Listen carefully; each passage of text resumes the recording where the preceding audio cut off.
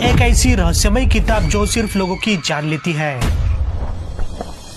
तो जब घर आते ही क्रिस ने उस किताब को एक बक्से में बंद कर दिया तो उसने ये डिसाइड किया कि अब वो इस किताब को कभी नहीं छुएगा। लेकिन उस रात उसे सपने में बहुत ही अजीब और डरावनी चीजें दिखने लगी। यहाँ तक कि जिस बक्से में उसने वो किताब रखी थी उसके अंदर से भी एक अजीब सी आहट सुनाई देने लगी, जिसके कारण रात भर उसे नींद ही नहीं आई। अगली सुबह जब उसने खुद को आईने में देखा तो अब वो और भी ज्यादा कमजोर हो गया था, जिसके तुरंत बाद उसने नैन्सी को अपने घर बुलाया और उस किताब को खत्म करने का तरीका ढूंढने लगा, क्योंकि वो समझ गया था कि इंसान के मौत पर कंट्रोल करना नेचर के खिलाफ है। और वो भगवान से प्रार्थना करने लगा कि उसने अनजाने में जो भी पाप किए उसे वो माफ कर दे। जिसके बाद उन दोनों ने मिलकर उस किताब को जला दिया। तभी नैन्सी ने क्रिस को कहा कि तुम घबराओ मत, अब सब ठीक हो जाएगा। कुछ दिनों बाद अब धीरे धीरे सब चीजें नॉर्मल होने लगी। क्रिस की भी हालत अब ठीक होने लगी। नैन्सी और क्रिस दोनों ने एक दूसरे से प्रॉमिस किया कि वो उस किताब के बारे में कभी किसी को कुछ भी नहीं बताएंगे। लेकिन एक दिन क्रिस ने ऐसे ही मजाक मजाक में स्कूल के लाइब्रेरियन से उस किताब के बारे में कुछ सवाल पूछे। तभी उस लाइब्रेरियन ने क्रिस को एक ऐसी बात बताई जिसे सुनने के बाद क्रिस की आत्मा कांप उठी। लाइब्रेरियन ने उसे बताया कि उस किताब की 10 कॉपीज अभी भी स्कूल में मौजूद है, पर वो स्कूल में किन लोगों के पास है ये कोई भी नहीं जानता।